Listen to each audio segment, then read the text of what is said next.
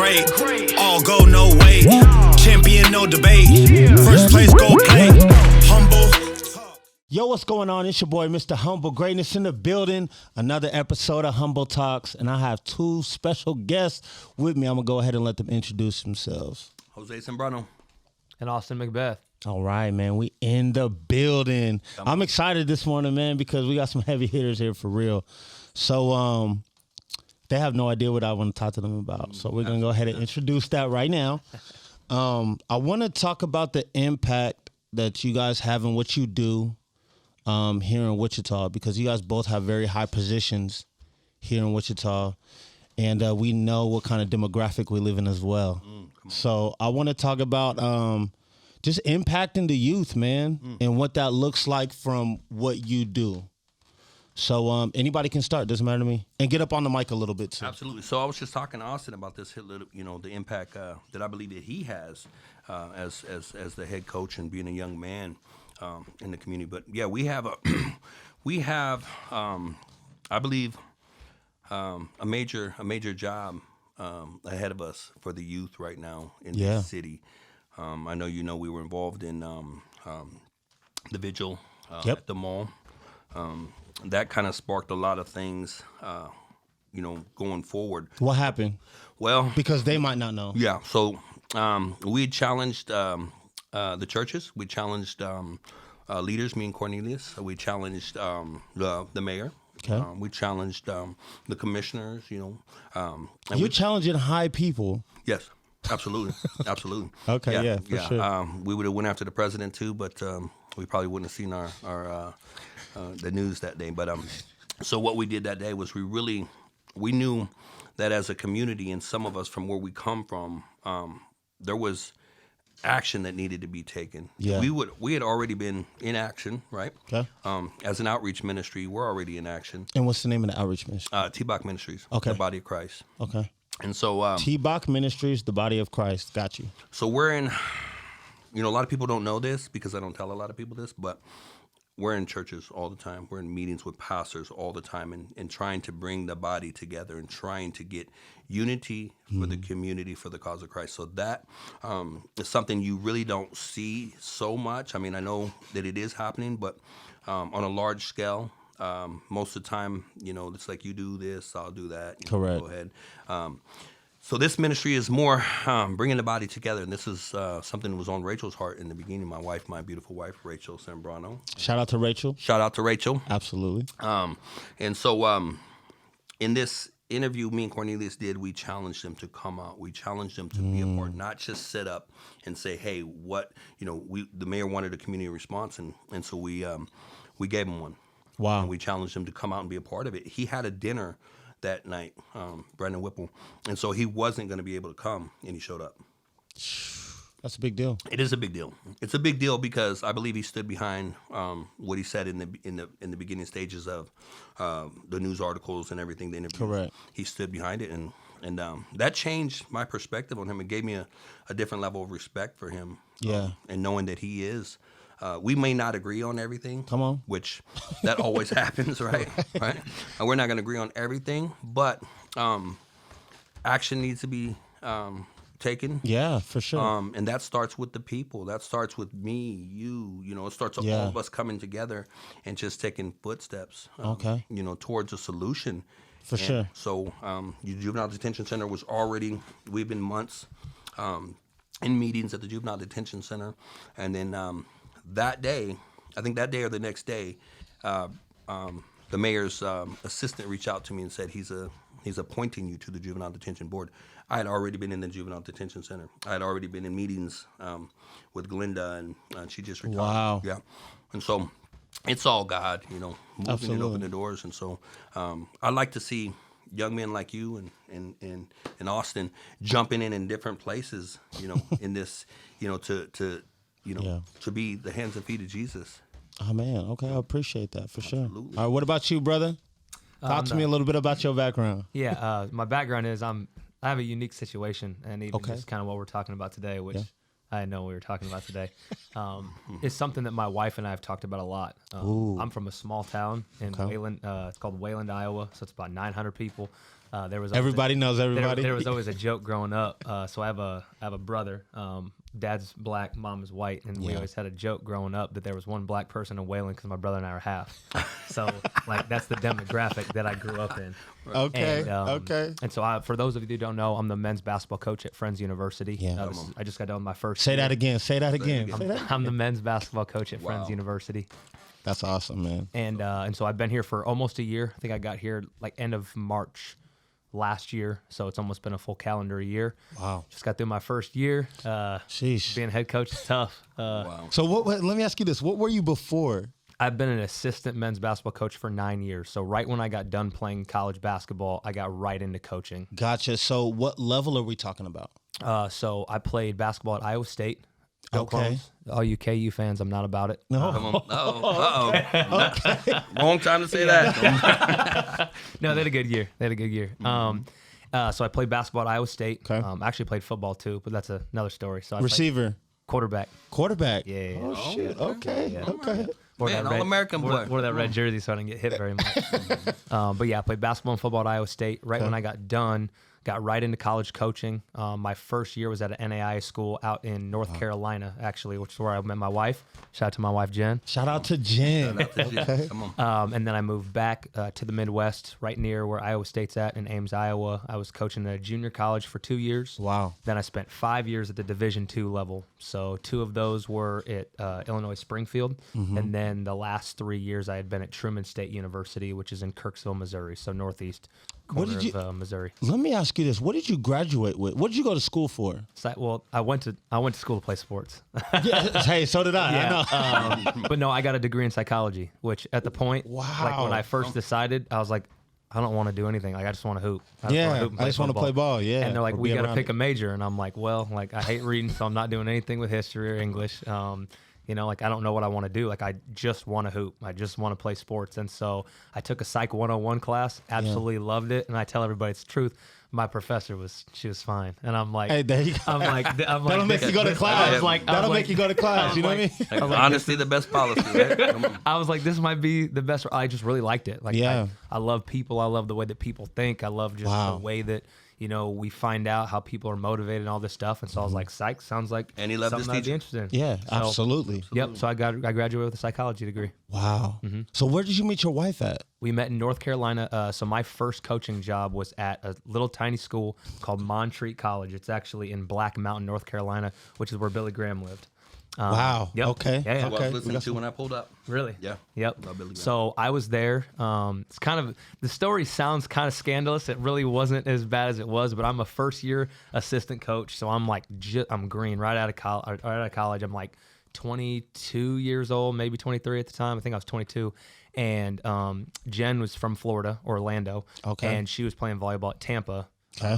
Perennially like really, really good. Yeah. She got burnt out. She's got 4 older sisters. One of her older sisters was playing volleyball at Montreat. So she transferred to follow her just to get away from some stuff. Absolutely. So she rolls in right at semester, and the cute new volleyball player rolls in. I'm like, she's tough. And I'm like, I'm not going to, it is what it is. Like, I'm a coach, I need to stay professional, all that stuff. I had never really dated anybody like all the way through college, like just. You had a lot going on, though. I did. Man. There was a lot going on. And so literally one day, her sister Hannah, we're sitting in like a basketball game or something.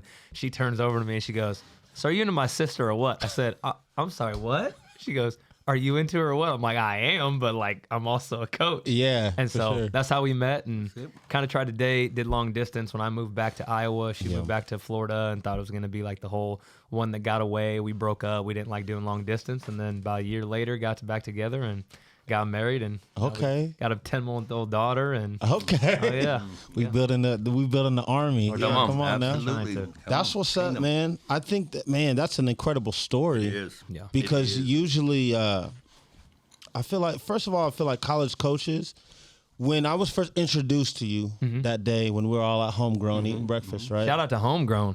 Yeah. Fire, huh? It's gonna be the new spot. Homegrown got that fire. If you need a breakfast spot and you haven't visited Homegrown, you are missing out on a piece of your life. Yes. I'm Yeah. serious. Good place to fellowship, absolutely. So when they told me that you were the head coach, I was like, Maybe he just got his title wrong because this kid's young, right? Yeah, because you came back over to us and was like, "You see that young kid over there?" And I'm like, "Yeah." I was knew like, the yo, pastor yeah. that he was with. Yeah, Yeah, and Pastor of the Bridge Church. Yep. That's where I go to church. So, yep.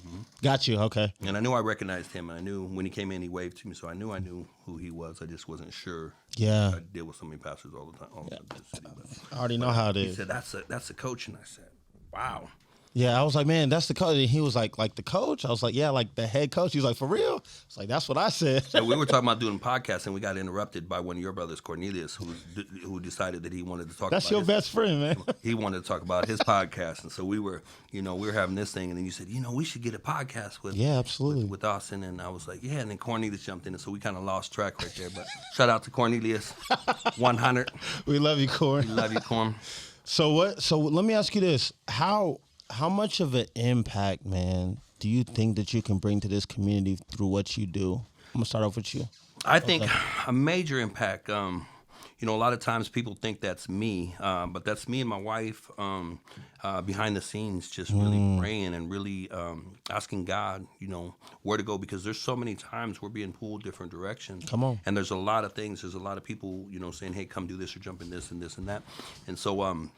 It takes a lot. It takes, discernment. It takes wisdom. It takes, it takes guidance. We gotta know where to go and what to do so that the Lord can truly move in it, and to be an impact in this environment that we're trying to go in for the Lord. He has to be there. He has to be involved, and he has to do it. I think we're going to be a major impact in the city, and the reason why I say that because it's not us. It's the Angels and the Bennies and the Corneliuses and the Sonia, the Cookman, Yes, and come on. all those. Come on. You The take team. you take all those Ide and Hammer and and you put them all together, and wow, look at the explosion of what you have there. Word of Life Church is. Beautiful church. Absolutely. Amazing. Pastor Shannon. Great people. Come Yeah. on, man. Shannon West. I was Shout thinking out about- Shannon West. Shout out Shannon West, our pastor. Yeah. I was thinking about him this morning, just what an impressive man he is in what he's been obedient to doing in the prisons. And so you take that and you say, okay, this is the steps we're taking today. And then you have those people to go to. Yeah, for sure. As a coach, if you have your mentor as another coach and they've done, things ahead of you successfully, right?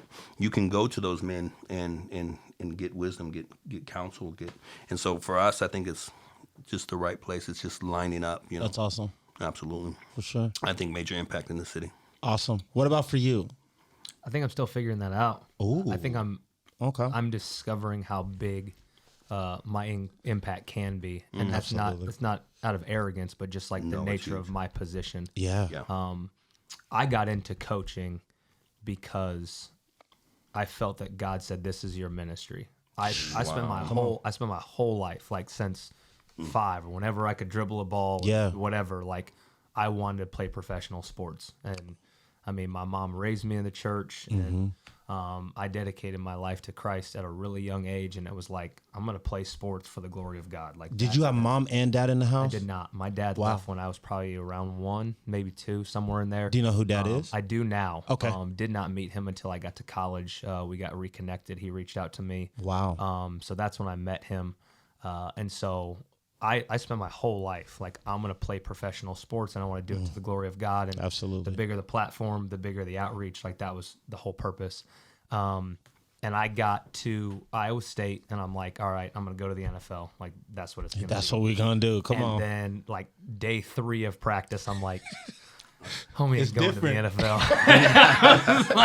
I was like, this DN's about 6'3", 250, and he's beating me to the corner. Absolutely. I'm not making it to the NBA. And so, crazy God story. I end up switching to the basketball team at semester break. So get done with the football season, switch to the basketball team. Like a 24-hour, like coach had me drive up, try out, get me in uniform. What? I'm on the court in Hilton Coliseum that like the same day that I tried out. So like switched from Austin, you felt like the runt on the football team? it wasn't, I mean, it's just different. Like you see it on TV. Yeah. Like I played JUCO football and I had a good first year and I'm like, yeah, like I watched on TV. I'm like, I can do this. And like It's different, bro. Athletes and kids don't understand how hard it is until you're actually like in it. You can watch it on TV and all this stuff and be like, oh, I can do that. And I said that my whole life. And I'm like, oh my goodness. So I switched to the basketball team. Yeah, I'm like, for sure. oh, this was the plan the whole time. Like getting here was just to get me back on the basketball court. And so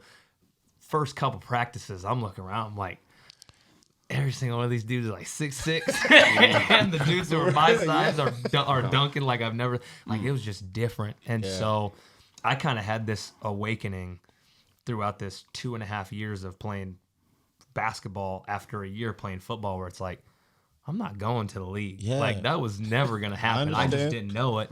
And it was through this process of me getting in rooms that I shouldn't have been in favor of God that allowed me to be in places that I had no business. Like, I kid you not. And, like, it was very humbling. You want to talk about humble greatness. Like, I would go to the rec, and I'm on the basketball team. Yeah. Like, when I was a football player, like, you're one of 130 dudes. You always got a helmet on. People are like, I think that's the starting running back in the sub, but I don't really know. And, like, I switched to the basketball team, and now I'm one of 14 people that are the most recognized people on campus in the city. Yeah, absolutely. And like I'm going to play pickup, and everybody's like, "Yo, Macbeth's here. I got Macbeth." I'm like, "There's like 4 or 5 dudes that are better than me playing pickup that are just there to be student." Like, so correct. I I understand. realized I was like, I'm not going to the NBA. Like I thought I was my whole life, and I had the work ethic, but it just wasn't in the cards for me. And there was one day where one of my coach was Fred Hoiberg, who's now with the Nebraska Cornhuskers. Okay. And there was one day where one of his teammates showed up, and he's from Kansas, Garden City, I believe. His name's Jace Holloway. He starts talking to our guys about, hey, if any of you guys are interested in coaching, like I would highly encourage you to pursue getting a grad assistant position somewhere. Like it'll get you an opportunity to get your foot in the door, hopefully get you some connections.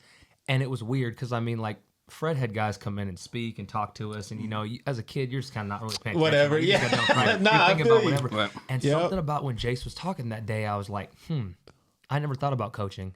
And it was literally that day where as I was slowly realizing the reality of what Austin wanted to do, which was play in the NBA, and there's a realization that, homie, you ain't doing it. Now what? Because that was my whole life was I'm going to do this. There is no plan B. There's no plan B, yeah.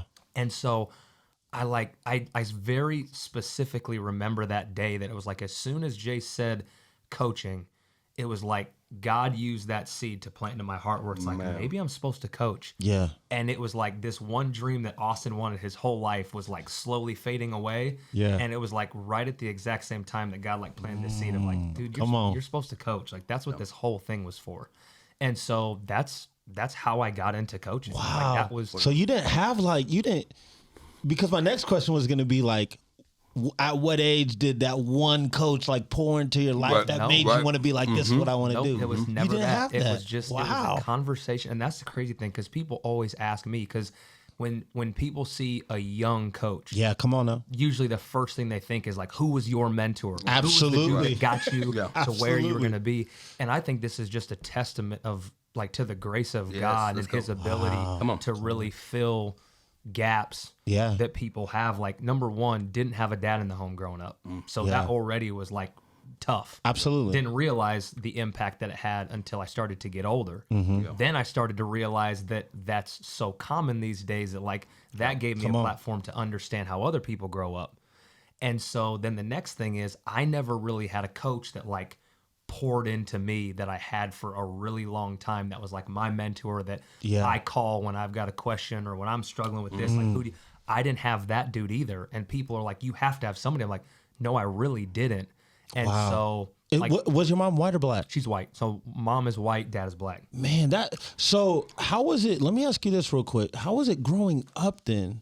Because you're a mixed kid, right? In a small town. Yep. In a small town. Yeah. You're a mixed kid in a small town and you don't have dad in the picture, and it's just like There's we could talk for hours about how I want to know. how everything that I experienced growing up has, That's a challenge. has shaped me into looking at the world with such a different perspective than most people would assume when they look at me. Yeah, for real. We live in a world, again, psychology major, like there are things called schemas where like people, no one has time to like evaluate every person based off Correct. of finding out who they are. You see somebody, you make an assumption, right, wrong, or indifferent. That's what people do. Man, he's right. It's just true. Like, it's just true. It's facts. Yeah. It's facts. And so I grew up in a town where it was me and my brother. And so my friends, you'll be shocked when you hear this. Like, this is how I grew up. Mm-hmm. I grew up in a town where my brother and I were the only black people that the people in our town Have ever seen? ever experienced, really. Yep. Like, actually, Yep. like, really known. So, like, my friends used to my nickname in high school was Black. Like, that's what they call me. They're like, "What's up, Black?" Because, like, I was the only black kid. So I was like, it made sense. Years later, my mom's like, that used to bother me so much that they would call you that. Like, that's not appropriate. Yeah. But our friends didn't know. Like, Right. So my friends only understood black people to be what Austin and Cameron were. Wow. So I was almost celebrated for being black because I was funny. Yeah. I was athletic. Yeah. You're just different. You know, like Yeah. I could dance, and like my brother like is a performer, like rapper, musician. Okay. How old is he? Older? He's older than me. Where's he live at? He's actually out in L.A.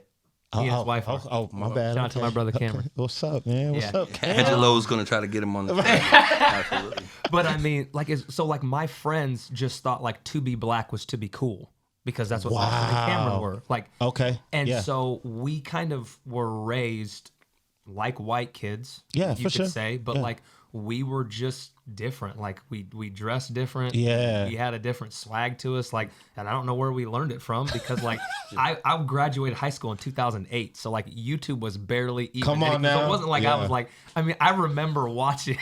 The Chris Brown music video. Run It. It wasn't Run It. It was Say Goodbye, and that's like when I started Yes. rocking all the tall tees and all that stuff because I saw Chris wearing them. Right. Yeah. And so like my experience was so unique because I wasn't around black people until I got to junior college. Wow. So 18 years of my life, I'm never around black people, and then I get to junior college. Relatives. And all this. Any of that. So because dad left, so I didn't know anybody Okay. on his side of the family. And they're all from Houston. So like literally was never like in close relationship with any black people my whole life growing up. So I get to junior college. Now Oh, that's I got a different ball game now. I got teammates from Jersey Oh, and, yeah. and Florida, the crib. And Yeah. I'm like, I kid you not, I'm like, I can't understand what they're saying. Yeah. Like, I don't know. And, I don't and know now what you- and now you feel like you don't fit in. and so all of a sudden, I have a conversation. So one of the players on my team, his name's Trey Reed, and he Okay. went to May South. Okay. And we were literally just talking about this. We have player meetings every week, and we Wow. just sit down and talk about anything but basketball, like just to get to know them. That's neat. And, I like that. Yeah, and, that's cool. and one of the things that we were talking about, because he was actually at the mall when the Okay. shooting happened, whenever that was a month ago. Oh, wow. He was literally there. Like his kiosk that he works at was like on that same floor. Like he was there. Sheesh. Yeah, all the whole thing. So we talked a lot about it, and just we have a lot of conversations. His dad's black, mom's white, so like we have a lot of Yeah. similar just understanding of what life is like. And we were talking about how in a lot of ways, there's always this joke that like light skin's in, and like it's come great on to now. be light skinned. Like that's the Drake. The Drake, you know? yeah, because of Drizzy and all that stuff and all. But like we talk a lot about, we've had a lot of conversations about it's almost harder to be light skinned because you go hang out with black people You're not black enough. and you're not black enough. Yep. But then you go Come and on. you hang out with white people and you're gonna get called just as black as Yeah. everybody else that they don't like. And it's like we don't really have a space. Like we Yeah. kind of are just trying to fit into both trying to worlds at the navigate. same time. And then Trey's upbringing is much different than mine. Like he grew up playing city league football with everybody, Mm-hmm. whereas like I didn't see black people till I was 18 years old. And That's so, crazy. Yeah, it's really unique. And I think if people don't get anything from this podcast, but this, like, you can't assume anything about somebody just based on what they Let's look go. like. Come on. Because people would look at me and you and Trey and think y'all are exactly the same, Nah, not bruh. understanding we grew up completely different from each other. Wow. I do not look like what I used to look like at all. So I grew up in California too. Okay. In LA. What part? Bakersfield. Okay. And so, coming from a gang background, Yeah. and, I've actually fought Ku Klux Klan hand to hand. And so, And you lived. yeah, beat the brakes off them. So, thinking about those situations, listen to this. I actually had a young black man. I was in a small town, a town of 200. It was called Centralia, Kansas. 200? 200. And there was a young black man there, and I knew his family, his grandparents, and we were close. They owned a little store, and they brought him from California, and he was a young guy. So I started playing basketball with him. I also played basketball. And started training him. He got really good. And then, as the summers were going, my kids were growing there, I'm seeing this kid get bigger and bigger and bigger. His name is Anthony Jackson. He played for K-State for a very short time. He went on to be one of the baddest kids in, like, all the towns. Yeah, he was the only sure. one who was yoking in the games. Other towns were coming to see him play, and our town played just because of him. Yeah. And he was very successful. But he dealt with that racism, he dealt with people just, and that was one of the things his grandparents had came to me and said, take him under your wing. I was a tough guy, at the time I was, had a status. For sure. Absolutely. And so I said, I took him and I protected him, and and then the dynamic kind of changed for him, But I know exactly what that's like, because he I witnessed it, he lived it, and it was hard. It was hard for him, no father, Wow. He didn't have his father around, but he ended up changing that whole dynamic due to, the culture, weed, and, Absolutely. Wow. fell out of K-State for marijuana. No way. And he was savage. But I would like to ask this question. So how did that change, growing up without a father like that? As a father now, what do you see different? When you look at your child, I know how I look at my child. But How old is yours? She's 9 months. Yeah, see. Mine's 10. You have a boy? That's what I'm saying. I have a girl, You have a girl? Yep. What's her name? Jayla Brooke. Kayla Brooke. I have Raya Joy, and she is a joy. She is. Yeah. So, I heard this. I listen to a lot of just like sermons and stuff like all the time. Like when Come I'm on now. Who's your favorite? Tell me. Oh goodness, I got a lot. I know there's a lot. You got to give me like a there's so name. many. A name or two. I like Ron Carpenter. Ooh. Bodie Bachman. Ooh. Big fan of him. Okay, he's using some names. Yeah, those are Okay. those are two of the big ones. Okay. But I heard, man, I don't remember who it was. It was years ago, but I heard that I think it was dealing with fatherlessness or something. yeah. And pastor was talking about that so many people who grow up without a parent, whether it's mom, dad, or they're there but they're not actually there. Yeah. That they grow up, and when they become parents, there is this aspiration to not be like so and so. For sure. Like that's the goal. Is I'm not going to be Yeah. like my dad. I'm not going to be like my dad. Chain and breakers. mom. And he was talking about how like that goal sets you up to fail, because regardless of how you go about your parenting, your goal is to almost like prove something to someone that you're not like good. something else, good. Rather than just striving for something That's good. powerful. Yeah. And so, it's Wow. it was unique watching, so my dad's in my life now, and that relationship That's awesome. is interesting, and it's growing, and it's just different. It's not I what I understand. had hoped for, but Right. it is what it is. Right. And it was interesting the first time watching my dad hold my daughter, and like in that moment, like there's just kind of like this. Yep. This is very. It was both amazing, kind of heartbreaking, Yep. just kind of For sure. Yeah, just- yeah. there's a lot of emotions because like Wow. goodness, like Yep. you know what I mean? You Like, know what that affection is like, and so this is why I brought this question to you, because this is what we're speaking to the community. This is what the men are speaking about right here: the lack of men, right? And that affection that needs to be. We have love from the Father, and the marriage and the children, right? And all this was created for a purpose, and so there's guidelines, there's rules, right? For sure. There's stuff to follow, and we need God to teach us how to Amen. be fathers, right? Amen. And so if not, then we're gonna mess that up big time. But what I say that to say this, that you know what it's like to give your daughter that affection, Yeah. and to really look into her, right? And the children, when I spoke about this, talking about the vigil at the mall, before that in different meetings, I said, there's a whole bunch of kids out there, Austin, that have never had that. Yeah. Like you said, growing up without that father there. I hug my son. I kiss my son. I was we were whooped as kids, growing up. We got whooped, We were My mama getting was- smashed, bro. Listen to me. that thing that's on the wall right there came off that wall, and she broke that thing down on your like, I don't care what it was, my mom would take it off the wall and whoop Yeah, it with come on. it. You know, we had those fake forks and the spoons, the big wooden ones, those things. I mean, there was I want to say there was the fork, the spoon, and there was some other things that went with it. Those things eventually were just broken due to whooping somebody behind.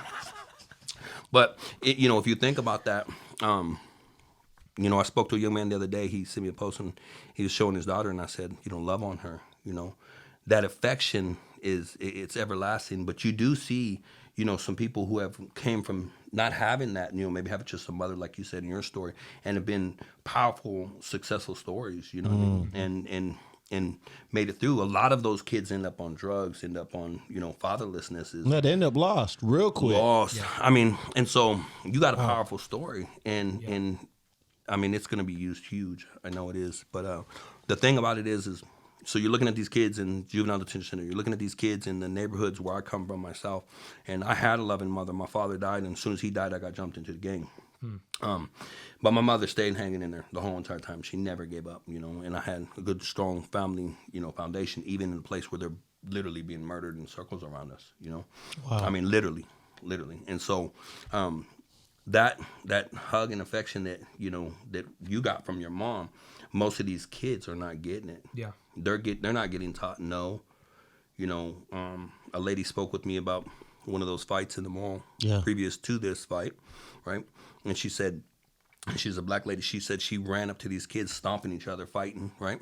And her family said, no, let it go. And they would start shutting the doors, sliding them down, right? Yeah.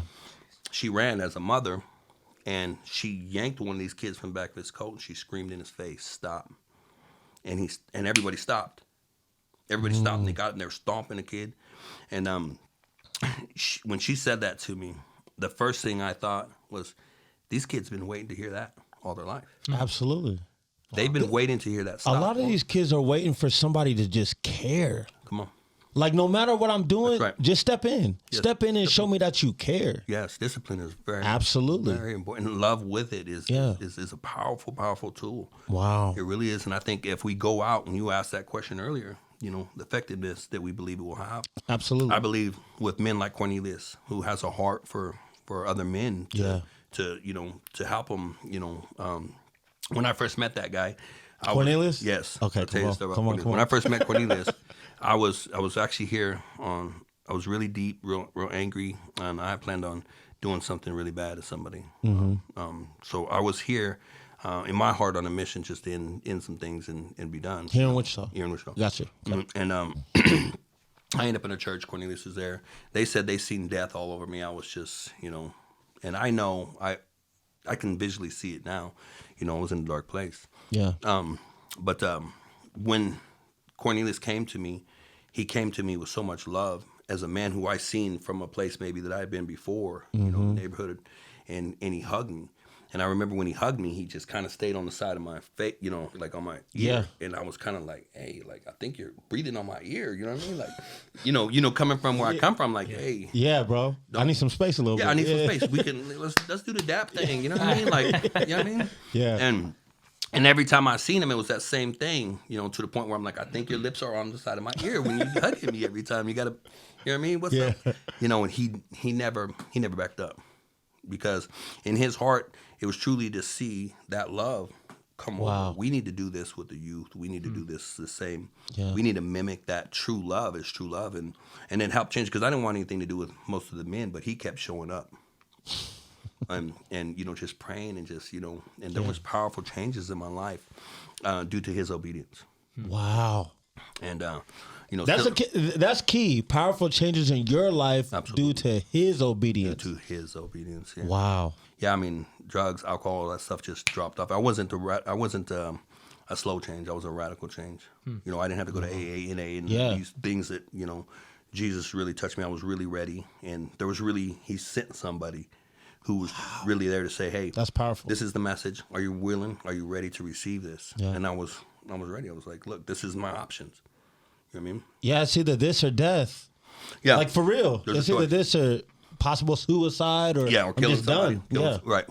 Or jail forever type deal. Yeah. Wow. Yeah. And so I take that and I switch it over and mimic this, with what the Lord's doing right now. Yeah, come on. With the youth and seeing, my deal, I didn't believe was youth. I've always had a powerful way to love. I've always loved kids. I've always been that way. I've always had a gift with kids. But I didn't believe that was my calling. I didn't believe that that's what I would be doing. You change from the football to the basketball like that. I didn't know that. And out of nowhere, the Lord's been changing this and pushing me to a direction I didn't even think. You think you have it set, what's going, you know what I mean? Yeah, right. Right. You got this is the path. Yeah, I got plans. This is what's going to happen.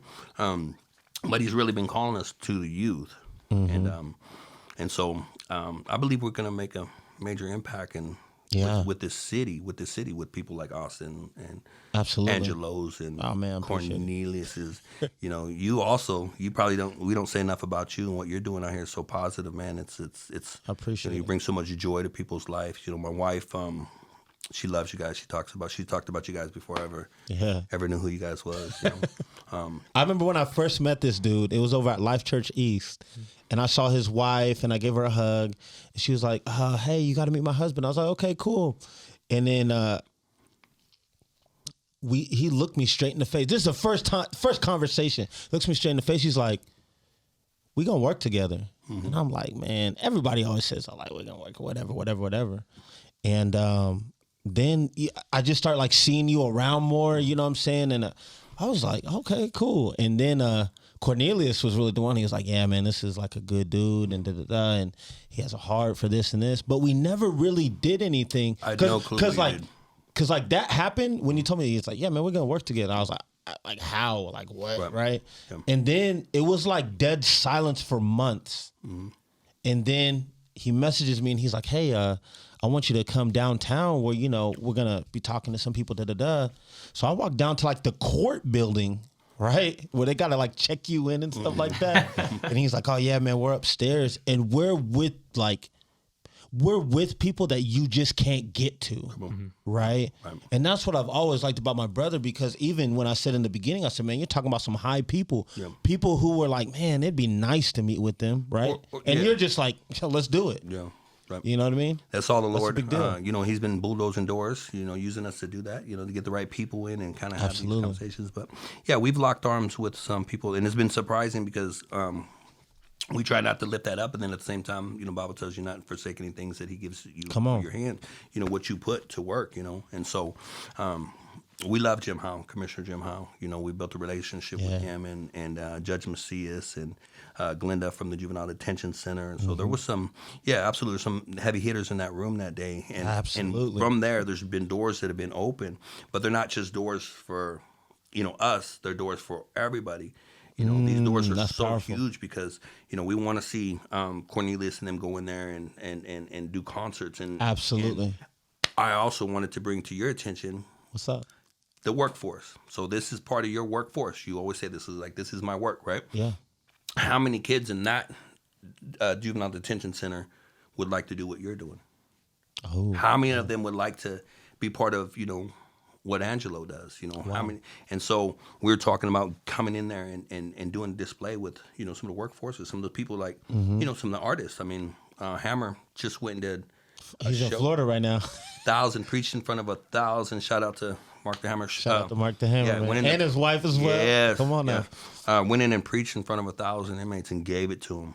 I mean, I wouldn't doubt it, bro. Yes, he did. I know how Mark is, man. Yeah, gave it to him. Yeah, so that's awesome. Yeah, and then Cornelius, he's getting ready to go do big shows. Cornelius is getting ready to really fire up. The Lord's been showing me. There's going to be a lot of stuff coming, and so we want those guys to come in there and be able to say, in Austin's. I mean, what a powerful story. For real, absolutely. To be able to come in and speak to these kids, that would be amazing. To tell your story to some of these kids who have lived the same story, but maybe didn't fare out.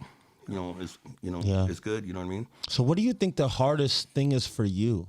Like, what's a huge challenge for what you do? I think a big challenge that I'm experiencing right now is, and it sounds tough to say, but like I have a hard time relating to some of my players who look like me. Like, I mean, I got the job, and more importantly, I just came from an extremely successful program at Truman State University, where in the 3 years I was there, we had 2 black kids on our team. One of them's in the NBA, Really? plays for the Celtics. Okay. And What's his then name? Broderick Thomas. Okay. He actually just got busy Okay. last night on the Yeah. Memphis Shout out to BT. You was killing last night. And then a kid named Wally Odafin, who was African and was like kind of lived with a host family. Yeah, I of understand a kid that. who was on our team. Wow. So like I'm so used to being around like dual parent, affluent white people. Whole life. Yeah, Like real that's what talk. I'm used to. And so like I get here and I bet you, so I get the job in late March, and by the time that school started, there were, gosh, I want to say, if I remember correctly, there was somewhere between 7 and 10 deaths that had already happened. And not like my old grandma died or like COVID, like mom got shot, This is in small. Yeah. brother got shot. Like this is when I got here. Wow. Yeah. So like I'm dealing with stuff and personalities and upbringings Oh, yeah. that like without even having the chance to really spend time with these guys and get to know them and find out what mom's like and find out what home life was like and all this stuff, I'm just dealing with issues where I'm like, I don't know how to handle this. Yeah, Because I'm for not sure. used to it. I'm not around it. It's not like I haven't. It's not like, hey, like I grew up in gangs. Like, homie, you got to stop that because X, Y, or Z. I'm like, there are gangs around here. Like that's Yeah, just yeah, my yeah. experience. And I think my biggest challenge is just learning how to, like you said, I don't think about the fact that, you know, maybe some of the guys on my team were literally never told Never I hugged. love you Yes, by never an hugged. adult Yeah, male in their entire life. Wow. And so I'm slowly like realizing, dang, Yeah. like the guys on my team and the guys that we will bring in and the players in this city that I'm recruiting, like you just, to me, it's like, I don't know what their experience could have been like. Wow. And how valuable what it is that we do Yeah. really is. So I like think- I'm still discovering. Yeah, he's that still impact. discovering. That's beautiful. I love it. Because to me, that uncomfortableness that you're in is beautiful. That's where you need to be. Yeah. Because that's where growth. That's where you're going to grow. Yeah. I mean, you're going to grow. It's just And not only that, but realizing that, man, I need to figure this out. Yeah. Yeah. And not just, I feel like a lot of people get positions and they get paid and they're just like, if I can't deal with it, I'm going to just slide under the radar until it's time for the next person and they can deal with it. Yeah. But you actually acknowledging that, that's a big deal, man. Yeah. Another thing is that you're a Christ follower, you know, and so there's power, there's authority in that, and so we see people hurting, we see things going on, we see the enemy attacking in different ways, and we can be an example. It's what we're supposed to be. Yeah. And I think that this job has really like radically made me realize it's so easy when life is good and things are Come on comfortable now. Come on now. to wake up and go. not feel like I need to be led by the Holy Spirit today. Because like I'm gonna go to my job, I'm gonna do my job, I'm gonna come home, I'm gonna watch Netflix with my wife, and we're gonna go to sleep. Like, what do I need God for? Come on. Yeah. And this job has really made me wake up with an understanding that at any point I could get a text from one of my dudes saying, "Hey, coach, can we talk?" And they come in and dump something on me. Absolutely. That I'm Come like, on now. Yeah. how do I handle this? And so like it has made me just see so much more clearly like how much I need the Holy Spirit Coach is every a day. follower of Let's Christ. go. Jesus, come on. I think, man, I'm getting chills. This is so beautiful because you have that platform, but the Lord has positioned you, and that's so beautiful. I mean, there's so much, but you're going to go through a lot, Austin. You're going to go through a lot. Ben And- going through a lot. Come on. But also, what I'm gonna interrupt you real quick. I wanted this to happen with you two. They didn't really know each other. No, yeah, we know, and we have no clue at what all, right? Angelo's going to Yeah, be. and we had no clue. But I really wanted you here to let you know that you have, like, we're in. If you need us, bro, for your Absolutely. team, Yes. hit us up. Like, man, I don't know what to do, or can you talk to this kid or something? We'll arrange. We'll figure something out. Yeah. For you real. know, I want to just jump in on that to let you know that I wasn't the kind of guy to have all these meetings or, of mayors and commissioners and all this type of stuff either. You know what I mean? My background is none of that. I was a street kid running around with my pants hanging down and a pistol so big that I had to switch it up because it was falling out. Yeah, for real. And shot at, and vice versa on both sides of that, Yeah. And so what the picture that I would give you of me back then to now, you'd be like, there's no way. It's all God. It's all his plan. It's all his mission field. So he, in that he has to cover the front and the back for us, and he's got a major. There's just a platform for you. And you said, like, these guys could call me, and we know what they're supposed to get from us. Come on. What they're supposed to get from us is a message from the Lord. Absolutely. Yeah. And whatever they're going through, but you're going to go through a lot because it's just It's the nature of the beast, man. It is. It just is. Yeah, and it's a part of your growth. Yeah. But all the stuff you've already overcame, man, you're gonna be just fine. Yeah. And honestly, like that's the thing too, is that I think that there's a human condition to be comfortable. Yes, Absolutely. That's what we naturally gravitate to For sure. as human beings. Is I want to be comfortable, but where there's nothing but comfort, there's never growth. You're right. And 100%. And so in the situations that I've even dealt with in a year, that it's just like I come home, I'm like, Jen, I'm tired, man. For real? Like, I am tired. This is so hard, and I'm just trying to win basketball games because like that's I mean, obviously, like this is my ministry, but like my job is to win. Absolutely. I can't even talk about basketball right now because there's all this other stuff going on a daily Now, basis. hold on, wait a second. Didn't you say you took psychology too? Yeah, I know. Okay, see, that's going to be a part of it. Come on. He knew. He's using all of it. Yeah, he's using all of it. God, See? he knew. See, that's a part of it, right? But when you see like just this little bit of fruit and growth from days, It's and all worth weeks it. and It's all months of worth it. like just dealing with this dude who like it's like this kid's gonna be this He's gonna kid's be he's gonna be the one Yeah. that's really gonna. And so like you see growth or you have a conversation or I just took one of my guys to church on Sunday, like had a conversation. That's awesome, like, I dude. really feel like I need it. But like in those moments I go home, I'm like, it's worth it. Yeah, It's it hard, is. but it's worth it. Serving, setting down yourself for others. Really saying, look, this isn't about me. Yeah. A lot of times in the stuff we do, people think we're really trying to build ourselves up. And I hear it. There's so much of this going on. I'm telling you. people up, man. Yes, I'm telling you right So now. much You of just that, see the light. You for just got to sure. stay focused and just know that you need to be hearing from the Lord. But serving, setting yourself down, setting the time.